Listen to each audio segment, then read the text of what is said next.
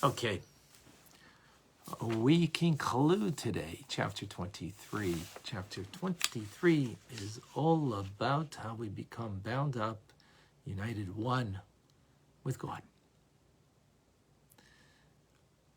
Briefly, as we've explained, our perspective and God's perspective are very different. God creates the world through speech. That speech, the word left God, from our perspective at least, only. And we feel that we're separate entities from God. Doesn't mean we don't believe. We believe. We're not talking about belief here, that there is a God and God is a creator. We're talking about the sense of what I feel, what I'm experiencing. God creates a reality that we should experience a separateness from him, that we are independent of him in the sense of being.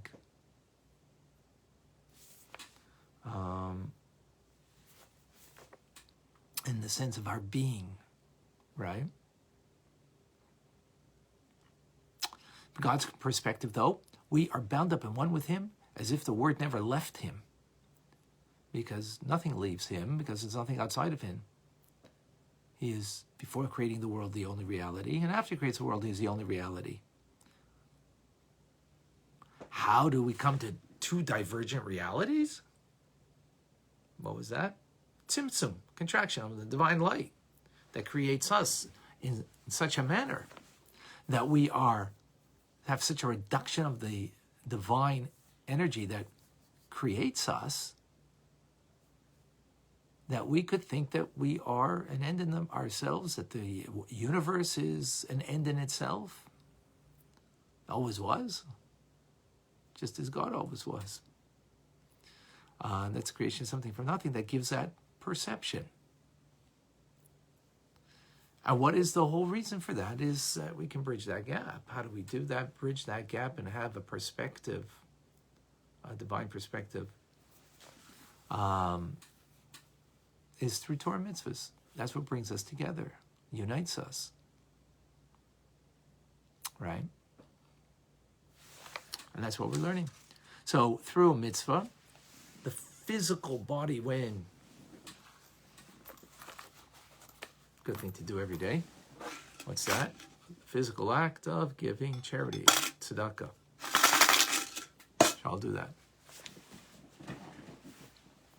In that act, in that moment, my limb of the body is bound up and united one with God, like the rider is in control and master over the vehicle, the chariot, and is guided by it. So there's a unity. My soul is also bound up, not just the physical limb. Of course, well, that's actually a novelty, that the physical limb, not just the soul. The soul is also bound up. The power of the action of the soul is bound up with God, also in a unity. And that unity is a unity of, metaphorically, of like body and soul. Just like body and soul are seamlessly bound up together as one. So likewise, when the soul is engaged in doing a mitzvah, like I just did, giving tzedakah, as the soul is bound up in a unity with God. But the perfect unity isn't what we're doing right now, studying Torah. Studying Torah being, it is the divine will and wisdom. The teaching itself is the divine will and wisdom, as opposed to the divine will is for me to do something. Give charity, put on tefillin, light Shabbos candles and the like. But the actual law that I study, the actual Torah that I study, is the divine will and wisdom in and of itself. And therefore, when I learn it, I am bound up with God in a perfect unity, greater than even in the act of doing a mitzvah, in a unity that metaphorically is like a unity between the soul and the faculties of the soul, which are inseparable. Just as God is inseparable from his divine wisdom, he's one with it, and therefore we become inseparable in that divine wisdom when we learn it, when we study in a perfect unity.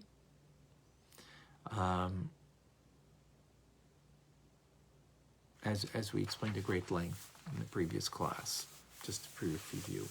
Now, in today's class, it's actually a very short class, and the Alter Rebbe says, this idea that the Torah study that we're engaged in right now, this moment, right, is loftier than all of the other commandments, including even prayer. And prayer is based on mysticism, Kabbalah, about unions that we create through our prayers. So magnificent is prayer, absolutely. But Torah study is even greater union with the divine. Parenthetically, the Alter Rebbe says, yeah, but don't we interrupt the Torah study to pray when it comes time to pray? So the Alter Rebbe says that's only because we would interrupt our Torah study to do other things. So if you interrupt your Torah study for other activities, well, then for sure interrupt it for your prayers to do it at the right time. But there are certain people that they don't interrupt their Torah study for even human engagement. They don't do that because, well, very few people like that, but those few who do that, a different story. Anyways, but, you and I, we interrupt our Torah study. Like when we're going to finish this, I'm going to eat breakfast. I'm not going to go in, right? I'm going to eat breakfast. What does that mean?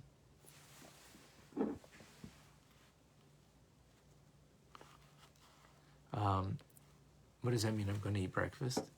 It means that I'm interrupting. Okay, that's human. We all do that, right? So since I'm interrupting, so therefore you're going to interrupt for your prayers also, right? In other words, that's not an indication that prayer is greater than Torah study. That's the point the Alter Rebbe is making.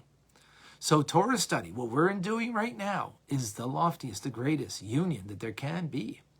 So the Alter Rebbe says, that being so, this lofty nature of Torah study, when we, if we be wise, right, and we think about this, contemplate this, whatever our capability of contemplation is, right, this should bring a sense of great awe that when we engage in Torah study. Now, what does that mean exactly, awe? But the Alter Rebbe explains, what is it that's going to bring the great awe?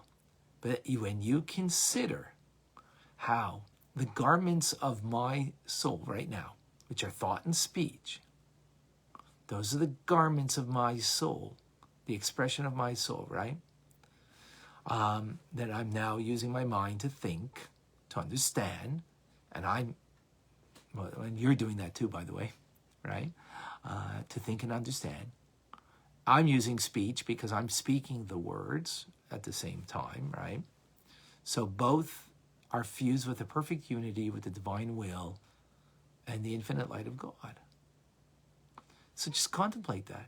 And that this is loftier, our Torah study right now, the unity that it creates, than all of the upper spiritual realms that, in fact, to our Torah study is absolutely nothing. Zero. Comparable to what we're doing right now. Yeah, but that's God giving creative force is nothing. Then our Torah study? Well, our Torah study is also God's creative force right now. His creative will and wisdom that we're expressing, and therefore being united with that will and wisdom of God in a perfect unity, right? And in comparison to all of creation, the upper, lower worlds, incomparable, because the upper, lower worlds, they don't get from of God himself, of the essence of God. They gain a ray, a glimmer of the divine light that imbues them. That's, whoa, that's awesome. So any thinking individual will have a sense of awe. Now, what does awe mean? So there's two types of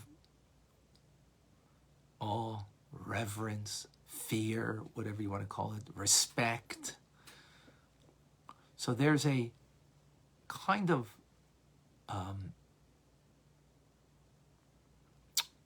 before you study Torah, you need to have some manner, some reverence to the Torah that you're studying. Otherwise, you're not really studying. You're not connecting to God. There has to be some kind of awareness, some kinds of respect to the Torah that's being studied. It's God's Torah. It's His divine will and wisdom.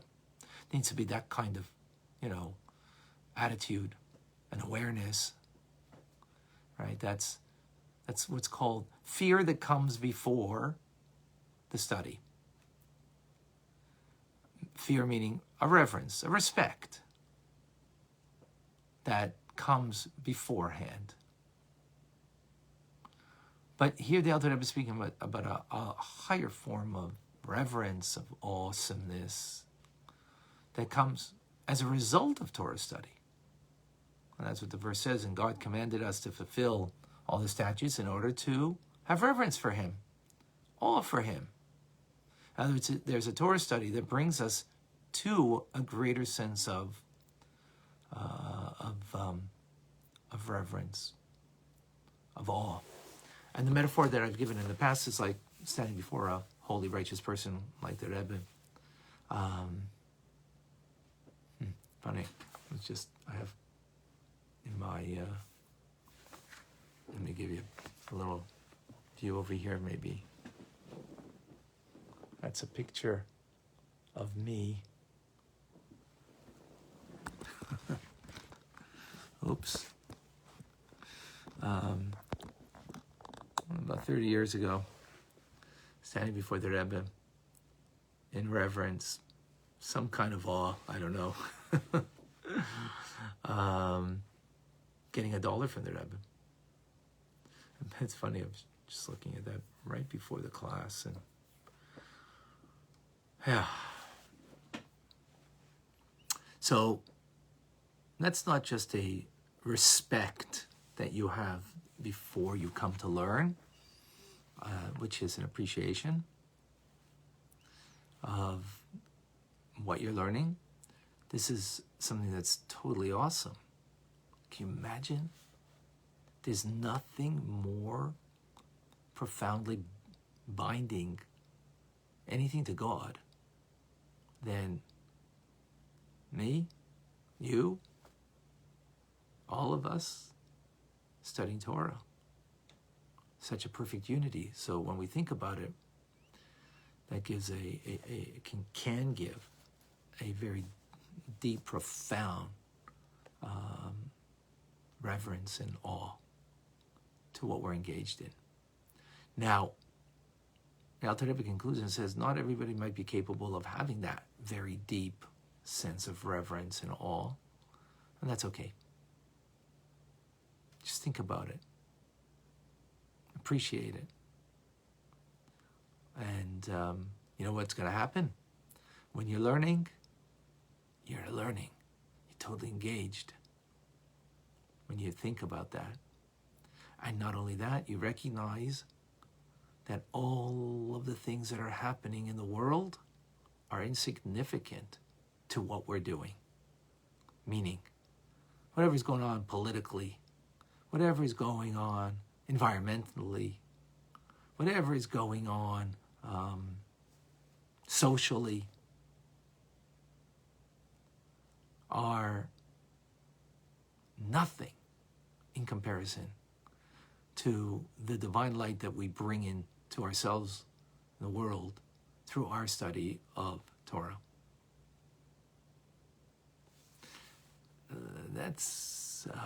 And not only that, we affect the environment by our study of Torah. We cleanse the air. We cleanse the air when we learn.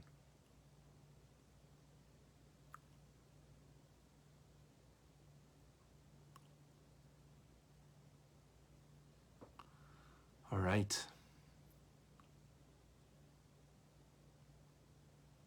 Thank you, Barbara. Very nice.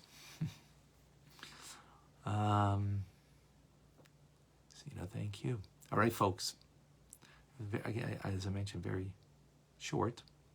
Anybody, please, would like to share?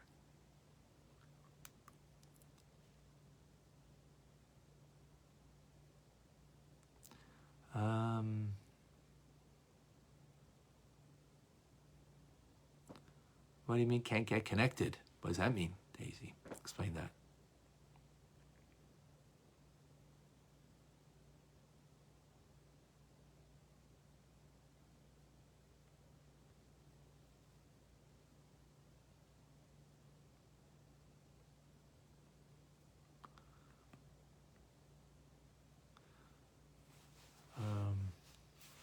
Anybody available to share?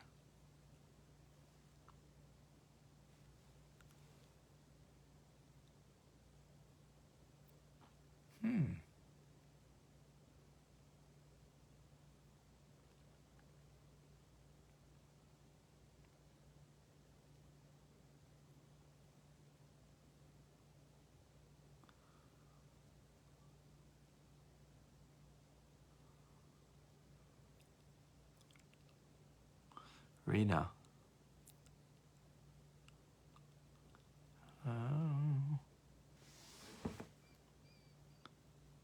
Well, come forward and let me know.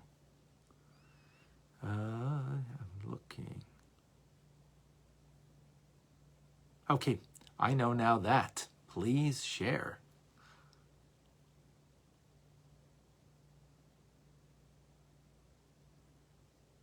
Katie says, I know now that the Torah study is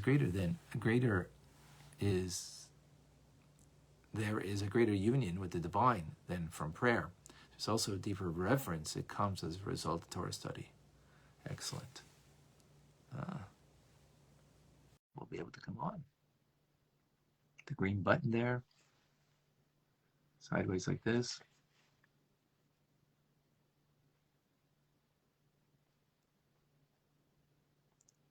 Michael, I know now that being bound with God, lessons bind us with Him and His Word.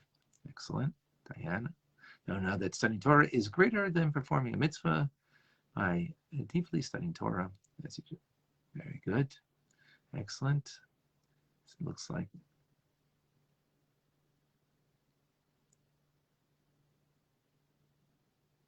Dina having difficulty. Rena, or rather, what it look like.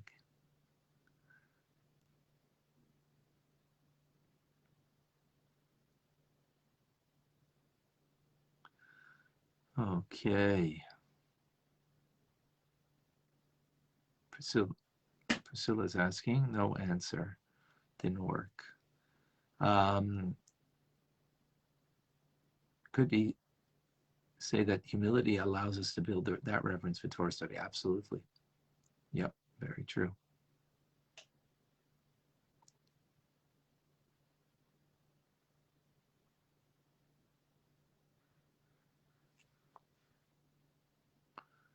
Okay. No problem, Gianna. Hannah, I know that the reverence actually comes from the study of Torah. I know that whatever happens in the world, politics is nothing compared to bringing the divine light through the study of Torah. I used to worry a lot about what was happening in the world. Now I tell myself that and others, that Hashem is running the world and I don't worry as much. I'm hoping is right. Okay, excellent. But there's another point over there, Hannah, and that's not just merely, we're trying again. That's not merely that knowing that God is running the world, but it's actually knowing that the power of your Torah study is even greater than the power of God creating the world. So our power actually infuses the creative force in the world. Aryeh from Florida, welcome. Good to see you back. Good to see you back. So it's a much more profound idea here than, well, God's running the world and therefore don't worry. More than just don't worry is we are creating the result in the world of bringing greater light, divine energy into the world through our Torah study. So we're affecting the world rather than, in others, instead of, I think that's a novelty over here. Instead of being passive and saying, God runs the world, don't worry. That's true. Absolutely true. That's not the teachings of today, though. That's not the teachings of today. Today we're saying that our Torah study is more powerful, a greater unity that we have with God, a greater light and divine energy bringing into the world than God in his creative power creating the world. So in a sense, we are the source of the vitality that is added, that's beyond the creative force of God in his creation of the world.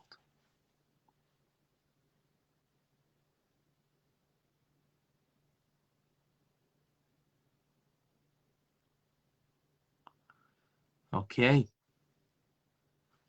folks, thank you very much for joining. A reminder, today at noontime, myeshiva.ca. Come and join us, and we continue daily. I'm Rabbi Ronnie Klein, coming to you from Chabad Zurich and Kadesh in Montreal, Canada. It's a privilege and a pleasure to share with you the Tanya. Have a wonderful day.